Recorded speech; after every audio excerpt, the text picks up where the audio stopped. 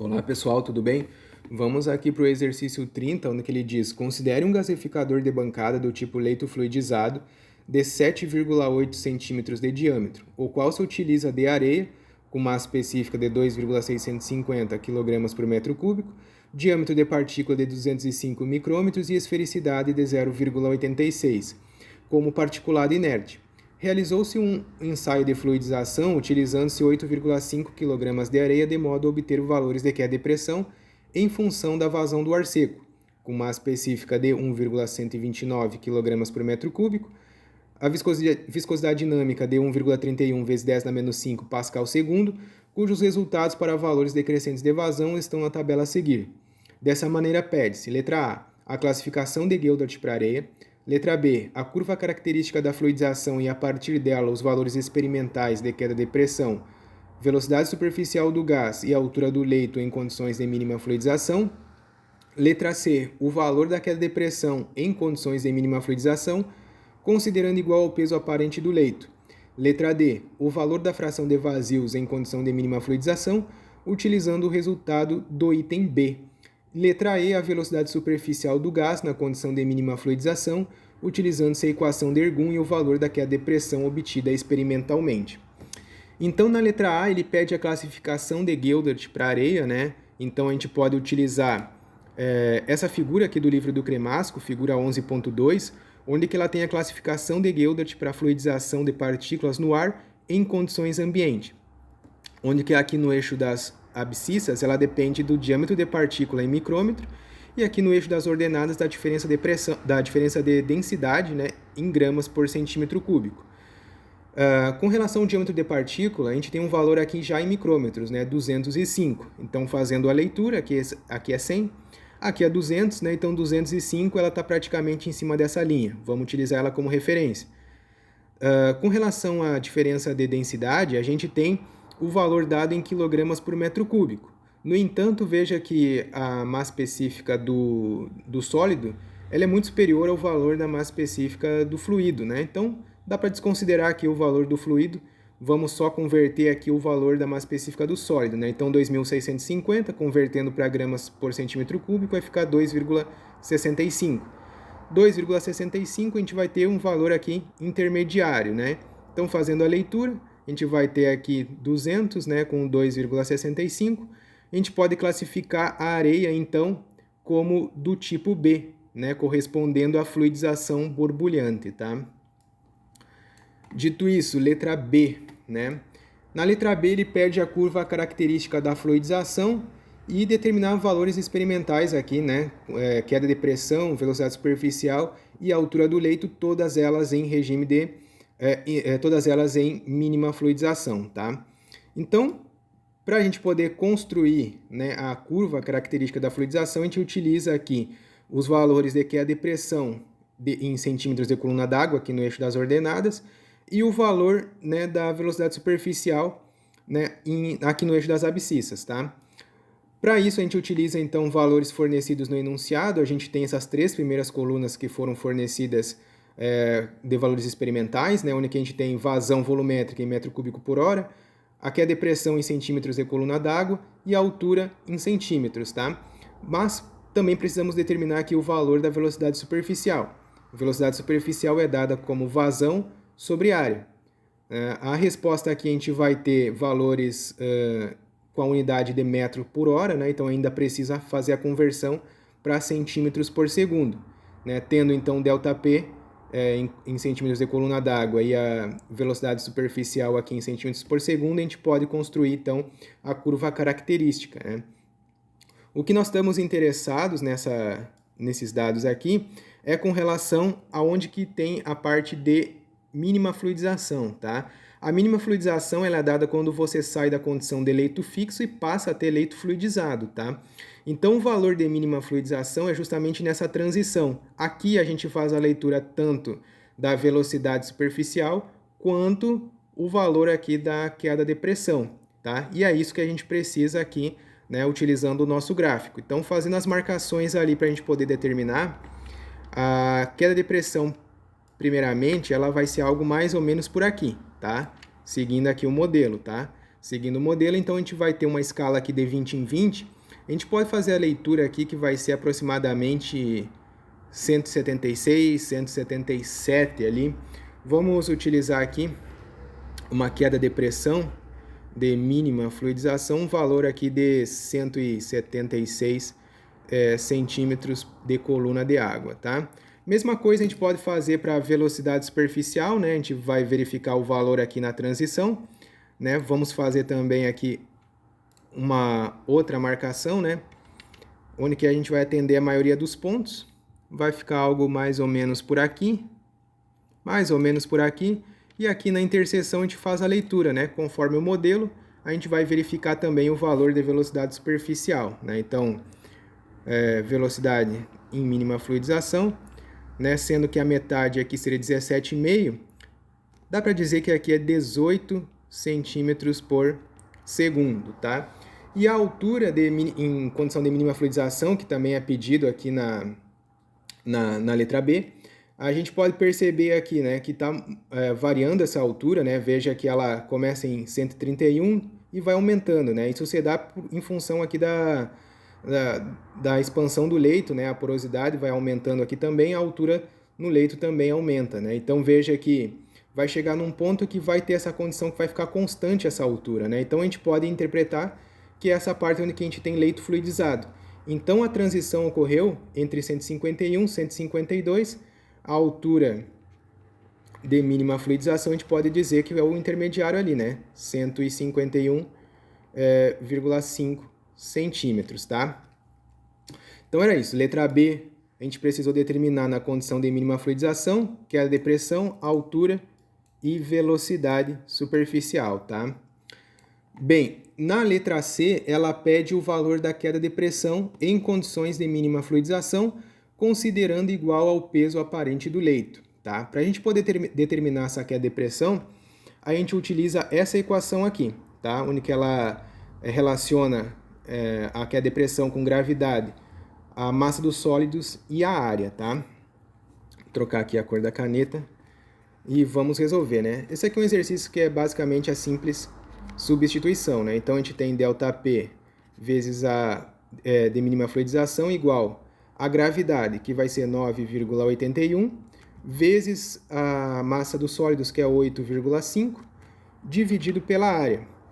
A área a gente já calculou aqui para poder determinar a velocidade superficial, né? A área é 4,78 vezes 10 na menos 3 metros quadrados, mas também a gente pode resolver aqui como π vezes o diâmetro ao quadrado, né? Tratando-se de uma seção circular, né? Então, o diâmetro é 0,078 aqui ao quadrado, dividido, né, por 4. Tá? Resolvendo aqui, a gente vai ter o valor de 17.450,54 quilogramas metro segundo ao quadrado, tá? O exercício ele pede, né, que a gente determine esse valor em centímetros de coluna d'água.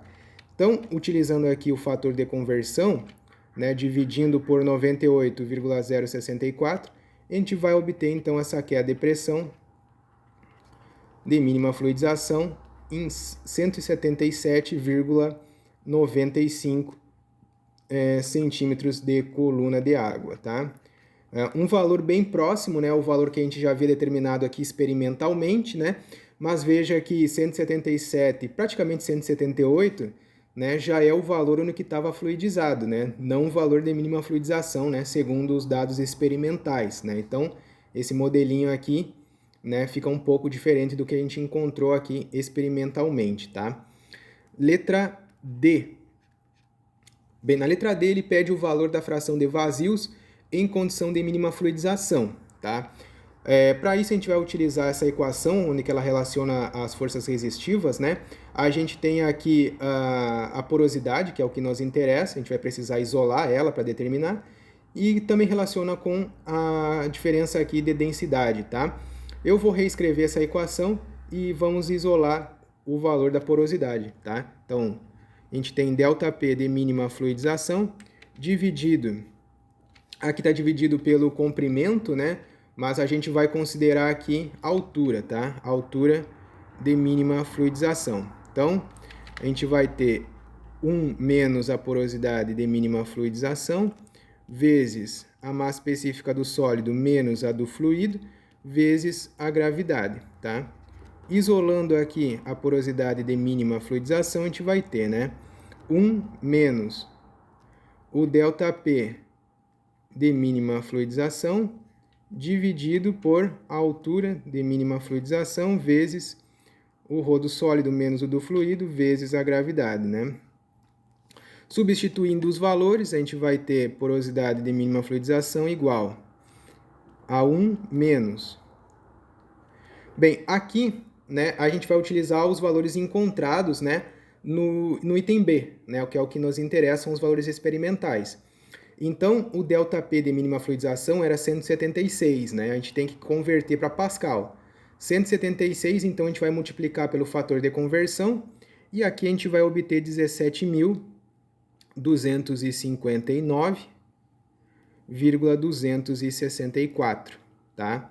Dividido pela altura de mínima fluidização, que aqui está em centímetros, a gente converte para metros, né? Então vai ficar 1,515, vezes a massa específica do sólido, 2.650, menos a do fluido, que é 1,31, vezes gravidade, que é 9,81, né?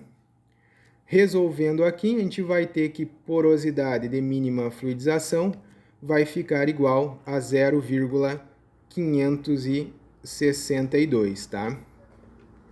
Bem, a letra E, ela pede a velocidade superficial do gás na condição de mínima fluidização, utilizando essa equação de Ergun, tá? A equação de Ergun está aqui, né? A gente precisa determinar o valor da velocidade de mínima fluidização, então a gente vai substituir os valores aqui, tá?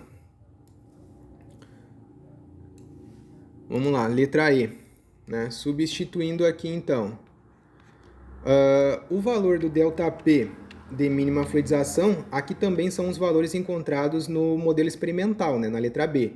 Então, a gente já tem convertido aqui, vai ficar 17.259,264, dividido pela altura de mínima fluidização, então 1,515, igual a 150 vezes 1 menos a porosidade, 0,562, isso aqui ao quadrado, dividido por 0,562 ao cubo, vezes a viscosidade dinâmica, 1,31 vezes 10 na menos 5, dividido por a esfericidade, que é 0,86, vezes o diâmetro de partícula, que é 205, vezes 10 na menos 6, isso daqui ao quadrado, vezes, né, a velocidade de mínima fluidização, que é o que a gente vai determinar, né? Então, mais 1,75 vezes, aqui é 1 menos 0,562, o valor da porosidade, vezes a massa específica, né, do fluido, que é 1,129, dividido por 0,562 ao cubo, vezes a esfericidade, que é 0,86, vezes, né, 205 vezes 10 na menos 6, né, o diâmetro de partícula, tá? Vezes o QMF, né, ao quadrado, tá? Bem, resolvendo esses termos, né, já colocando em ordem, vamos resolver esse aqui primeiro. Vai ficar o valor de 27.647,76 vezes, né, QMF ao quadrado. Mais, né, esse termo daqui, ele vai ficar 68.288,49 vezes a velocidade de mínima fluidização. Passando esse termo aqui para o outro lado da igualdade, a gente vai ter a gente vai ter 11.392, ou melhor, passando aqui, 11.392,25 igual a zero, tá? Então, vamos primeiramente, aqui a gente tem uma condição de Bhaskara, né? Então vamos resolver primeiramente o delta, né? O delta, vamos considerar que o delta vai ficar b ao quadrado menos 4 vezes o a vezes o c, né? E retirando a raiz, a gente vai ter o valor de 76.962,32, tá? Então, a gente vai ter, né, menos 68.288,49, mais ou menos o valor que a gente encontrou aqui, 76.962,32, dividido, então, por 2 vezes o A. Né? 2 vezes o A vai ficar o valor de 55.295,52, tá? Então, aqui a gente vai obter o valor, né, para QMF, linha e velocidade, né, duas linhas. Aqui no linha a gente vai ter 0, menos, né, 68 com mais 76 dividido por 55, a gente vai ficar com 0,157 metros por segundo. E aqui, né, menos 68 com menos 76, a gente vai obter menos 2,627, tá? Metros por segundo, né? Velocidade negativa a gente não tem, então desconsidera. O valor que a gente vai obter aqui, então, para velocidade de mínima fluidização vai ser igual a 15,7 centímetros por segundo. Então, essa aqui é a resposta da letra E. Para esse exercício era isso. Até mais. Valeu!